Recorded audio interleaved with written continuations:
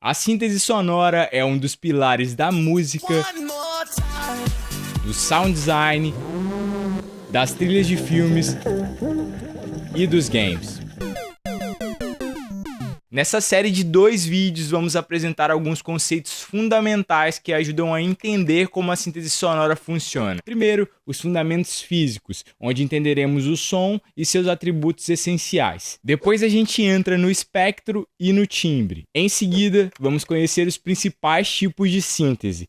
E, no próximo vídeo, vamos entender a arquitetura básica de um sintetizador. Antes da gente começar a criar os sons, precisamos entender o que é o som. Do ponto de vista físico, o som é uma perturbação mecânica que se propaga em um meio material elástico. Essa perturbação ocorre quando uma fonte vibrante faz as partículas do meio oscilarem em torno de sua posição de equilíbrio, criando regiões alternadas de compressão e rarefação. Para descrever essas ondas, usamos alguns parâmetros. Primeiro, o comprimento de onda, que é o tamanho físico da onda no mundo real. Por exemplo, uma nota Lá com frequência de 220 Hz tem um comprimento de onda de aproximadamente 1,5 metro. E, falando em frequência, ela é a quantidade de ciclos completos que a onda realiza a cada segundo, e é medida em Hz. Quanto maior a frequência, mais agudo é o som. Quanto menor, mais grave. E um ponto importante, quando a gente dobra ou divide por 2 a frequência de uma nota, chegamos à mesma nota em oitavas diferentes.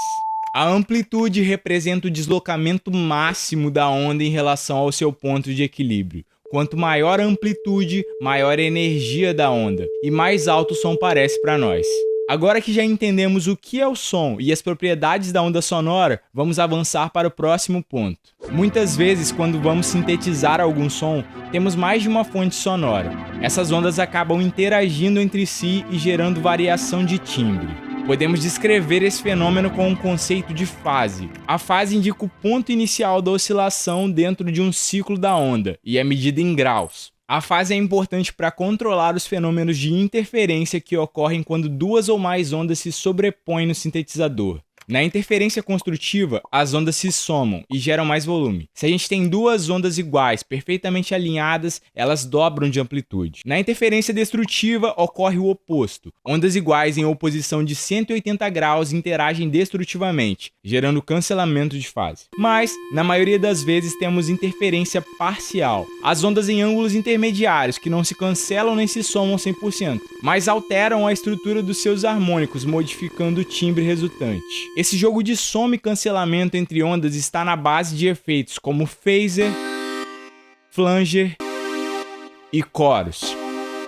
Por volta de 500 a.C., Pitágoras, utilizando seu monocórdio, chegou àquilo que hoje chamamos de série harmônica. Tocando o instrumento, ele percebeu que junto da nota fundamental surgiu um conjunto de vibrações que faziam parte daquele mesmo som. A série harmônica segue sempre a mesma ordem intervalar.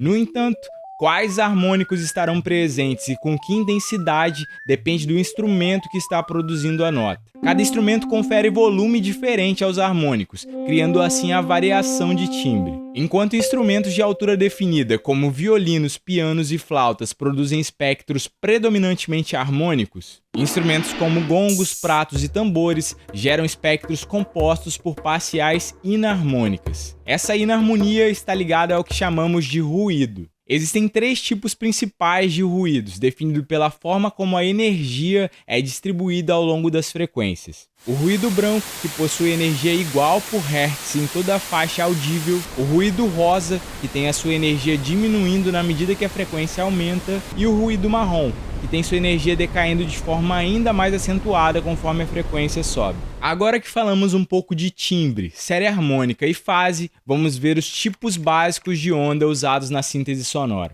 A onda senoidal é o caso mais simples possível. Ela é composta apenas pela frequência fundamental. A onda triangular já apresenta um espectro mais complexo.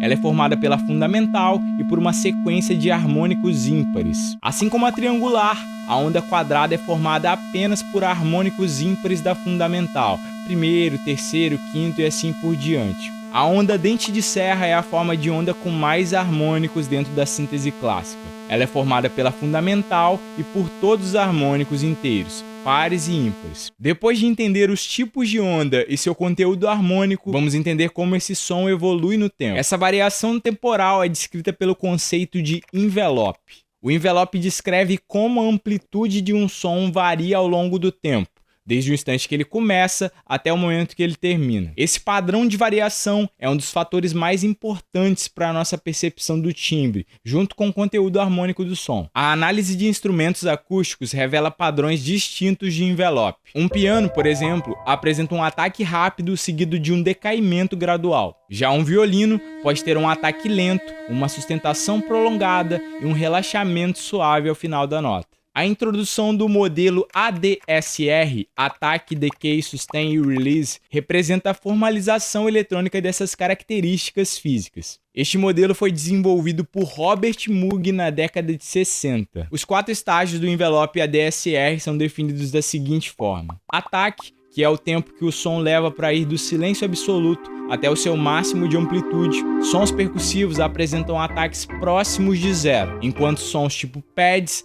podem ter ataques que duram centenas de milissegundos. Decay, tempo necessário para a amplitude cair do pico máximo até o nível de sustentação definido. Sustain, que é o nível de amplitude mantido enquanto a tecla permanece pressionada. E, por fim, o Release, que é o tempo que o som leva para retornar ao silêncio após a tecla ser liberada. Agora que já entendemos o que é o timbre, espectro e envelope, podemos finalmente falar sobre os tipos de síntese sonora. Apesar da grande variedade de técnicas existentes, a maioria delas pode ser entendida a partir de uma mesma ideia central, o modelo de fonte e modificador. Nesse modelo, começamos com uma fonte sonora bruta que define o material inicial do som, e depois aplicamos processos de modificação, como filtros, modulações e envelopes para chegar ao timbre final. Essas diferenças na criação e na modificação da fonte sonora dão origem aos principais métodos de síntese que vamos estudar agora: subtrativa, aditiva, wavetable e FM. A síntese subtrativa é provavelmente a forma mais intuitiva de síntese. Ela começa com uma forma de onda rica em harmônicos e a partir daí remove parte desse conteúdo espectral usando filtros. Na síntese aditiva, o processo é o oposto. Em vez de remover harmônicos, o som é construído somando várias ondas senoidais. A síntese por wavetable pode ser vista como uma expansão da síntese subtrativa. Em vez de usar apenas formas de ondas simples, ela trabalha com tabelas de ondas digitais. Ao percorrer essas tabelas ao longo do tempo, o timbre muda de maneira contínua, criando sons dinâmicos e evolutivos. A síntese por modulação em frequência, ou FM, funciona de forma diferente. Aqui, uma onda chamada de moduladora altera a frequência de outra chamada de portadora. Ao invés de remover ou somar harmônicos, a FM cria novos componentes espectrais diretamente pelo processo de modulação, o que a torna um método conceitualmente distinto. Então, ao longo desse primeiro vídeo, a gente construiu a base teórica necessária para entender a síntese sonora de forma consciente. Entendemos o som a partir dos seus fundamentos físicos, exploramos a série harmônica, a fase, os ruídos e as formas de onda clássicas da síntese. Também falamos sobre envelope, entendendo como o som evolui no tempo, e vimos os principais tipos de síntese. Com isso, você já tem um vocabulário essencial para entender o que acontece dentro de um sintetizador. No próximo vídeo, a gente entra na arquitetura prática dos synths e vê como esses conceitos se traduzem em osciladores, filtros, envelopes e LFOs na prática. Se ficou alguma dúvida, deixa nos comentários e até breve.